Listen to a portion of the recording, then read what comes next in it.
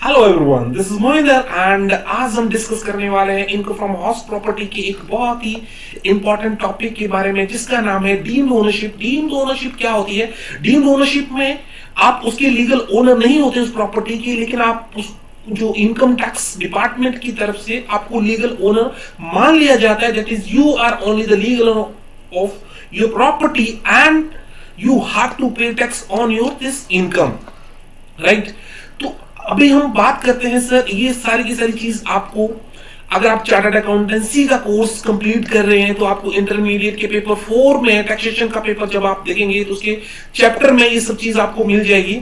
और अगर आपने इसके बेसिक्स को समझ लिया तो आपका बहुत सारा काम सॉल्व हो जाएगा और बहुत सारे लोगों की जो क्वेरीज आती है मार्केट से उनके लिए ये वीडियो बहुत हेल्पफुल होने वाली है, जिनके पास बहुत सारी प्रॉपर्टीज हैं, वो समझ नहीं पाते कि इस प्रॉपर्टी को हमारे को टैक्स देना है नहीं देना है, अगर मैं इसको ट्रांसफर करता हूं तो क्या होगा। इन सारी चीजों की सॉल्यूशन जो है हम इस वीडियो में डिस्कस करने वाले हैं। तो डीम्ड ओनरशिप क्या होती है मैंने आपको बता दिया कि आप उसकी ओनर तो नहीं होते हैं, लेकिन आप इनकम टैक्स डिपार्टमेंट उस चीज को मान लेता है कि सर आप उसके डीम्ड ओनर हो और आप ही को टैक्स देना पड़ेगा आपकी इनकम पे, राइट? उसके बाद हम लोग आते हैं पॉइंट नंबर कि हम लोग क्या क्या डिस्कस करने वाले हैं, मेन पॉइंट्स क्या क्या हैं। और मेन पॉइंट्स में हम लोग यही डिस्कस करने वाले हैं कि भाई इस वीडियो के अंदर क्या क्या चीज कवर होने वाली है, क्योंकि जब तक आपको ये पता नहीं चलेगा कि इस वीडियो के अंदर क्या कवर होने वाला है, आपका वीडियो देखना यूजलेस है। अगर आपको कोई चीज समझ नहीं आती है तो मेरा वीडियो बनाने का मोटिव ही टोटली वेस्ट है। I am wasting my time as well your also, right? तो मैं नहीं चाहता कि आप लोगों का टाइम वेस्ट हो, because everyone time is very important and I do not want to waste at any cost, ठीक है? तो आप जो भी 10 और 15 मिनट से ज्यादा की वीडियो नहीं बनाऊंगा और इसमें आपका सारा का सारा जो भी डाउट्स है वो क्लियर होने वाले हैं, ठीक है? एज पर सेक्शन 27 क्या बोलता है इनकम फ्रॉम हाउस प्रॉपर्टी के चैप्टर में, ये बोलता है द फॉलोइंग पर्सन दो not legal owner, the same thing which I told you in few minutes ago, that's आप लीगल ओनर तो नहीं होते हैं, लेकिन सर आपको ये बोल दिया जाता है कि भाई आप जो है आप ही इसके ओनर है और you are only the person और आप ही उसके ऊपर टैक्स देना पड़ेगा, ठीक है? Legal, right? So are deemed to be the owner of the purpose of, जब भी आप इन सेक्शन 22 की से लेकर 26 तक हमने ये सेक्शन पढ़े हैं तो उसमें ये सारी की सारी चीज जो है आपको काम आने वाली है। लेकिन एक चीज बहुत इंपॉर्टेंट चीज है कि जब मैंने आपको ये चैप्टर पढ़ाना स्टार्ट किया था उस समय मैंने आपको क्या बताया था कि भाई मैंने आपको ये बोला था सर कि अगर आप कोई भी प्रॉपर्टी की इनकम, 4 सेक्शन की बात करता हूं, अगर कोई भी आप प्रॉपर्टी की इनकम कैलकुलेट कर रहे हैं तो आप वो उस प्रॉपर्टी का ओनर होना हो जरूरी है। लेकिन इसके साथ साथ में सेक्शन 27 ये बोलता है कि अगर आप ये सब चीज काम करते हो तो भी आप जो है डीम्ड ओनर मान लिए जाते हो।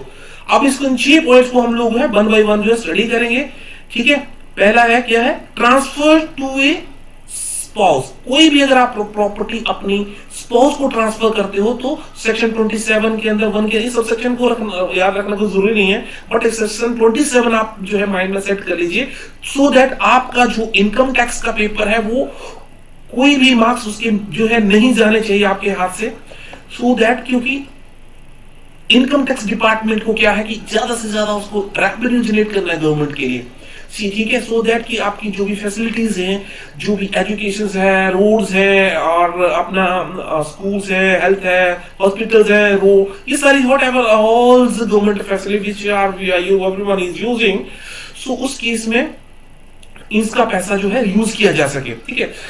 ट्रांसफर ऑफ प्रॉपर्टी हम इसको 1 बाय 1 करते हैं, लेकिन अभी थोड़ा सा हेडिंग पढ़ लेते हैं कि हम लोग इसमें क्या क्या पढ़ने वाले हैं। ट्रांसफर टू ए माइनर, भाई अपने बच्चे को अपनी प्रॉपर्टी ट्रांसफर कर दी, पॉसिबल है? तो उस केस में क्या होगा मैं बताता हूं क्यों ऐसा करते हैं। होल्डर ऑफ ए इम्पार्टिबल एस्टेट, ऐसी कोई प्रॉपर्टी जिसको जो है डिविजिबल नहीं किया जा सकता है। अभी हम बात करेंगे member of A cooperative society section 27 subsection 3 के अंदर पर्सन किसी भी प्रॉपर्टी का अगर आपके पास पोजेशन है उस केस में डीम्ड प्रॉपर्टी कैसे मान लिया जाएगा, सॉरी डीम्ड ओनर कैसे मान लिया जाएगा। Person having right to property for a period not less than 12 years के अंदर जब आप किसी प्रॉपर्टी को आप यूज करते हैं तो क्या होता है, ठीक है? चलिए आगे चलते हैं सर। पहला पॉइंट सर आता है transfer to a spouse section 27(1). Section 27 subsection 1 के अंदर क्या बोला जाता है? In case of transfer of property by an individual to his or own spouse otherwise an inadequate consideration क्या होता है? मान लीजिए आपने भैया प्रॉपर्टी ट्रांसफर करी और आपने कुछ जो है माल लिया, उसका मतलब मान लीजिए कैश लिया और कैश इन काइंड लिया, कुछ भी हो सकता है, कैश इन काइंड हो सकता, ठीक है। इसका कहने का मतलब शॉर्ट में समझ लीजिए कि कोई भी अगर हस्बैंड अपनी वाइफ को प्रॉपर्टी ट्रांसफर करता है या हाउस ट्रांसफर करता है तो उस केस में वो सारा का सारा जो भी प्रॉपर्टी का जो इनकम आ रही है वो सारी की सारी ट्रांसफर की इनकम है। ट्रांसफर क्या होता है? ट्रांसफरर जो प्रॉपर्टी को ट्रांसफर कर रहा है इज डीम्ड, मतलब मान लिया जाता है to be the owner of the transferable property. I hope कि इसमें कोई डाउट आपको नहीं रहना चाहिए। नो, सिंपल लैंग्वेज में आप समझते हैं, ठीक है। ये है एक प्रॉपर्टी, मिस्टर ए है, ठीक है। मिस्टर ए क्या करते हैं? इसके पास सैलरी की इनकम है, सैलरी की इनकम है भाई साहब इसके पास 2,20,000 रुपया, ठीक है। अब इसके पास जो है एक प्रॉपर्टी भी है, प्रॉपर्टी से आ रही है इनकम भाई साहब के पास 2,30,000 की, कितनी होगी? 4,50,000, ठीक है।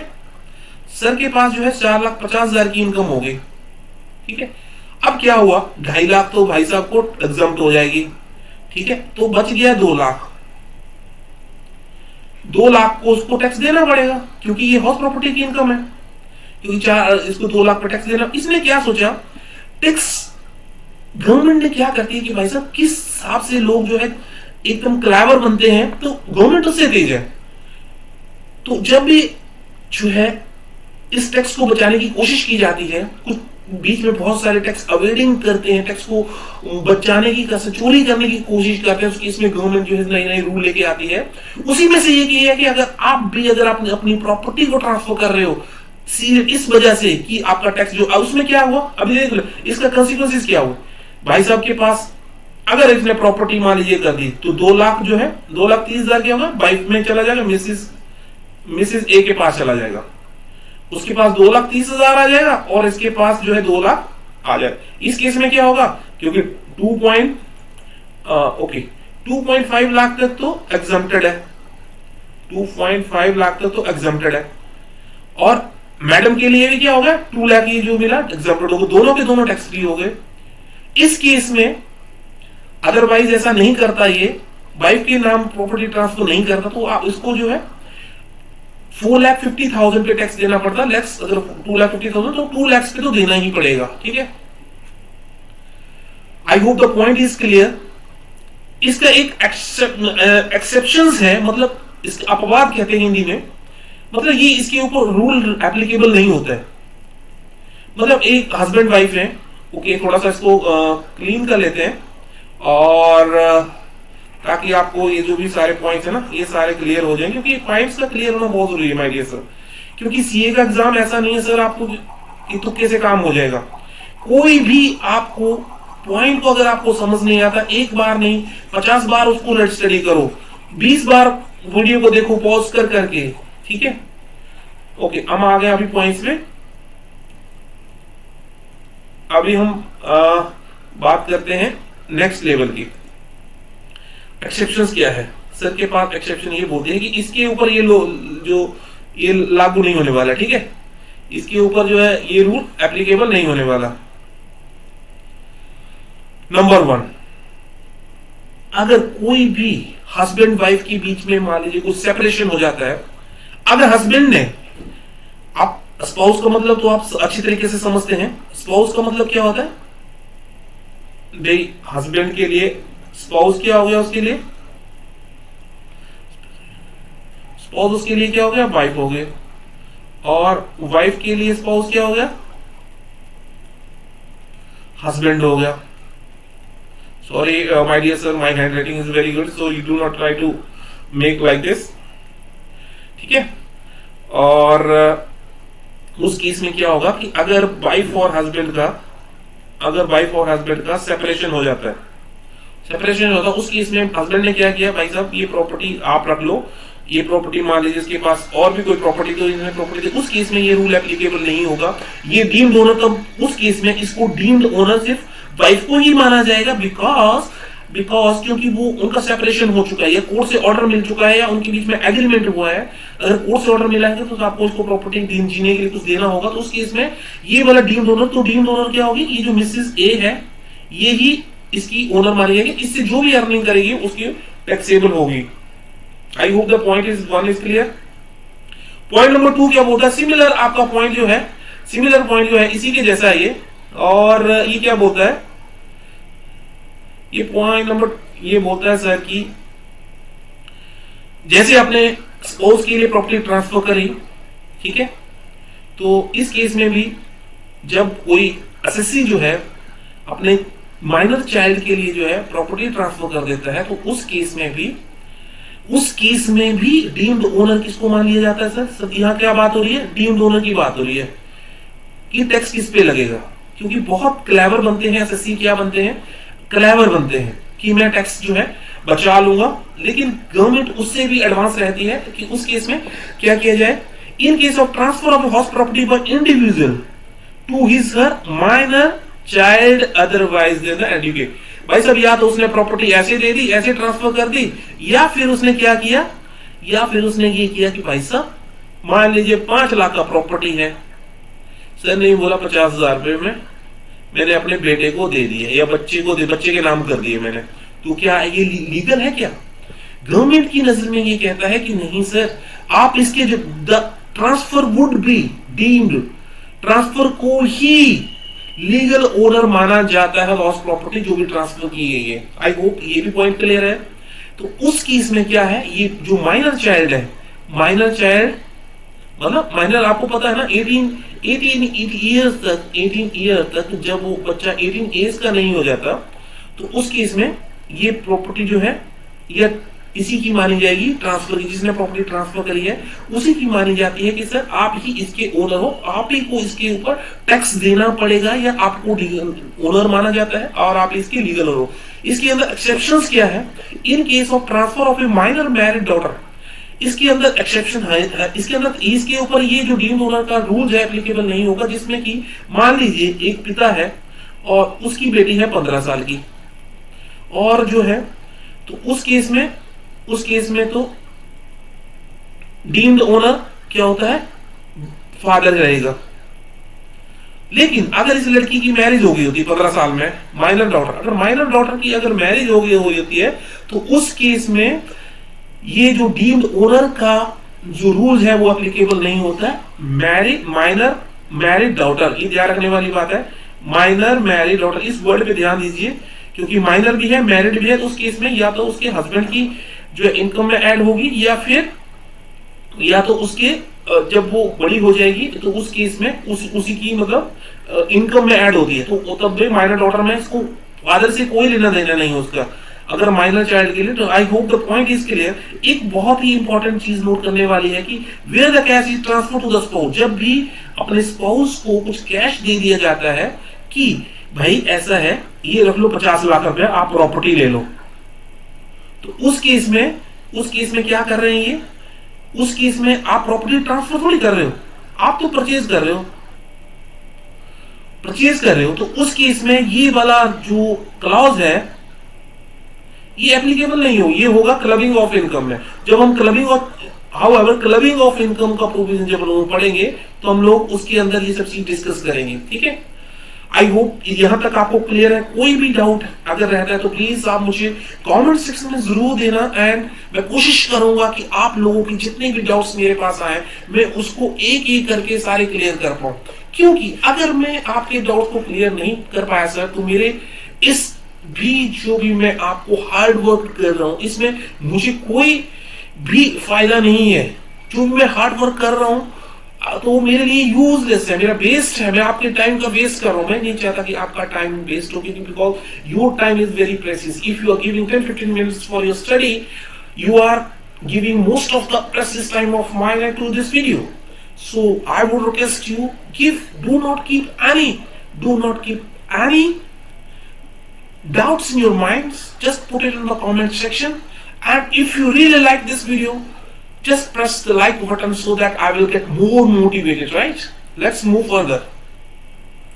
अगला पॉइंट क्या बोलता है? Holder of impartible estate.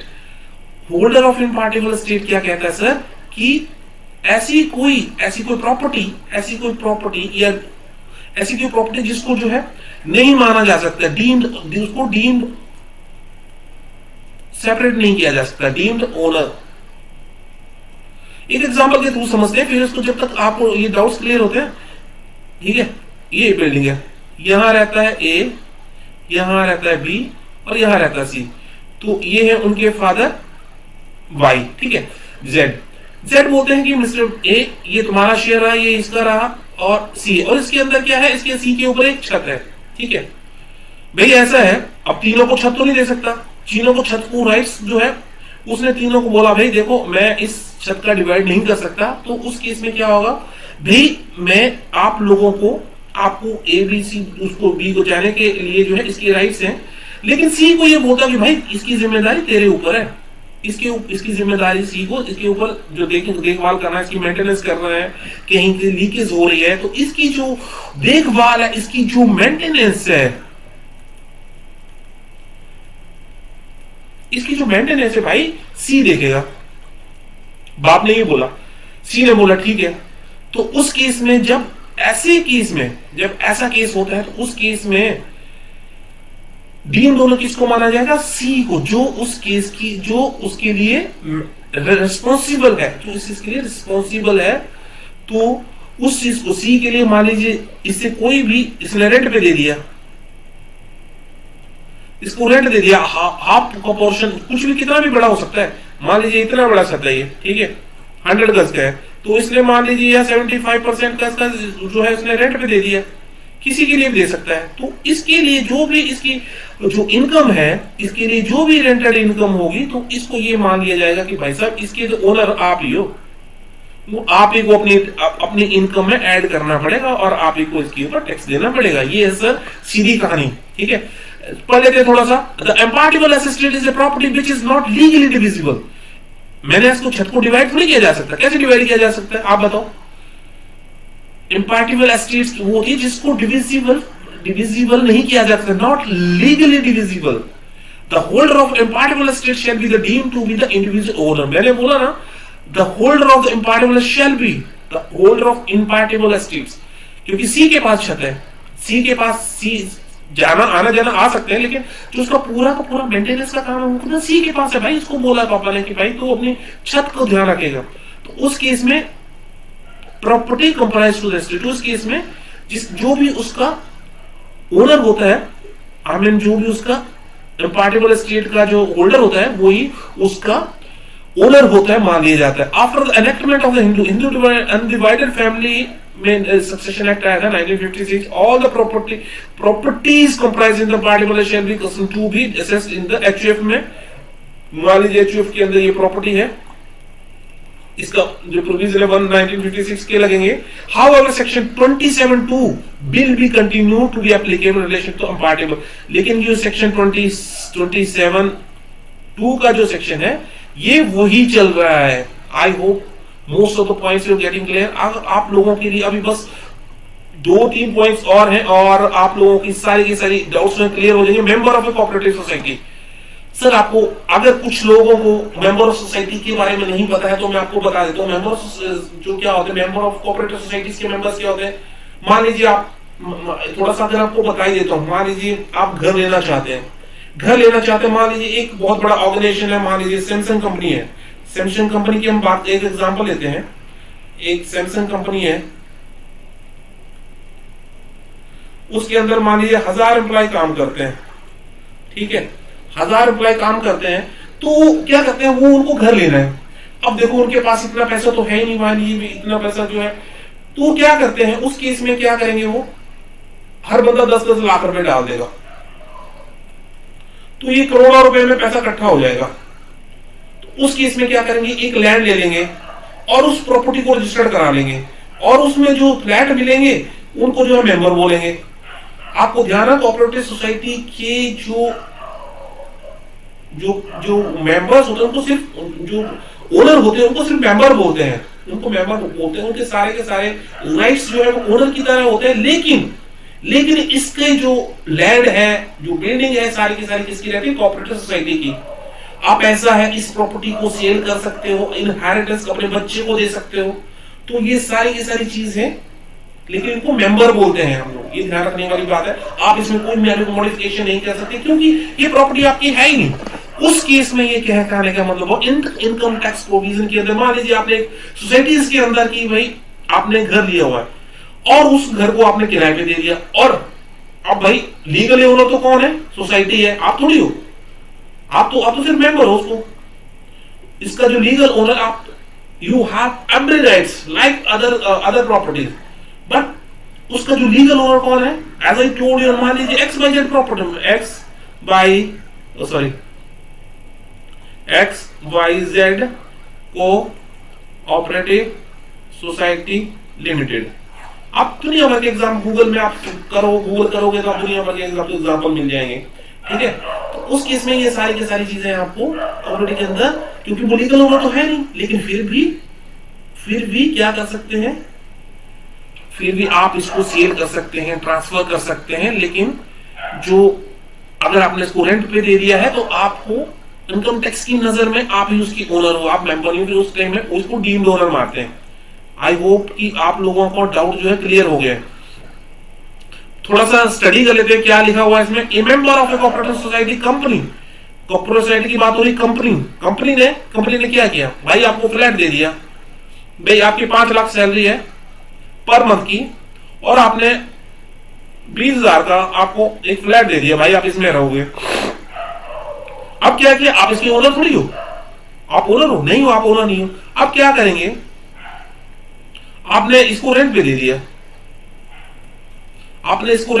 आप भाई आप इसके लीगल ओनर तो है नहीं, लेकिन आपने इसको रेंट पे दिया तो आप इसके क्या हो गए? डीम्ड ओनर हो गए।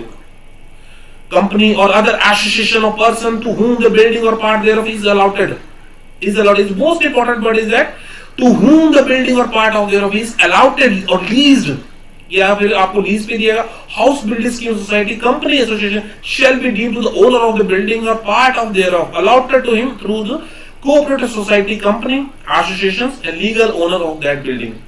कोई डाउट्स है प्लीज मुझे बताना, क्योंकि मैंने आपको बता दिया कि भाई अगर आप उसके लीगल ओनर नहीं हो, लेकिन फिर भी आपको मान लिया जाता है। कोऑपरेटिव सोसाइटी हो गया, कंपनी ने आपको फ्लैट दिया, आपने किराए पे खिला दिया, भाई आप ही तो ओनर हो, वो मान लिया भाई आपने किराए पे दिया है, आप अपने घर में रह रहे हो, कंपनी ने आपको फ्लैट दिया, आप लोग किराया कमा रहे हो, तो आप ही को कंपनी को थोड़ी देंगे, कंपनी तो आप ही इसके लीगल ओनर मानोगे, ठीक है। Next slides.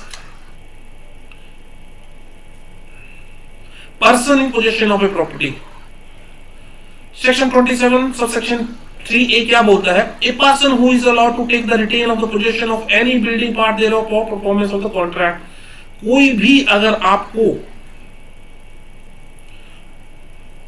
एक परफॉर्मेंस करने के लिए, पार्ट परफॉर्मेंस करने के लिए कॉन्ट्रैक्ट है, और नेचर टू बी सेक्शन 53 के अंदर ट्रांसफर ऑफ प्रॉपर्टी टैक्स के अंदर shall be deemed to be the, मान लीजिए भाई आपके पास एक ये अपने बिल्डर ने फ्लैट बनाया, ठीक है।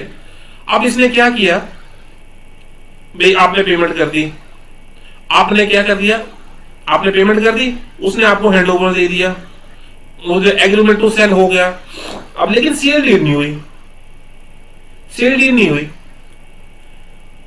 तो इनकम टैक्स डिपार्टमेंट का क्या कहना है या लीगली क्या कहना है कि भाई आप तो इसके ओनर बन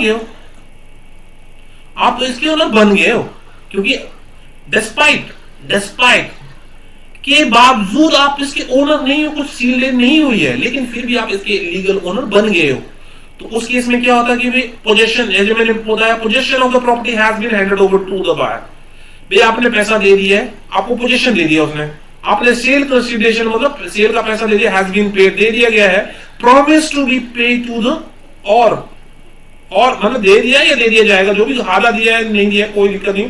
cell deed to has not been executed, sale deed अभी एग्जीक्यूट नहीं हुई है in favour of the buyer through the, although the certain other documents like power of attorney, agreement to sell आदि has been executed. power of attorney तो दे दी भाई साहब, तो अपने प्रॉपर्टी को सेल कर सकता है, agreement to sell कर सकता है, ठीक है। ये सारी की सारी चीजें जो है एप्लीकेबल होती हैं, लेकिन फिर भी आपको मान लिया जाएगा। आपके पास कोई भी चीज अगर पोजेशन में है, अगर आप उसके पोजेशन में है, तो आप उसके लीगल ओनर मान लिए जाते हो भाई।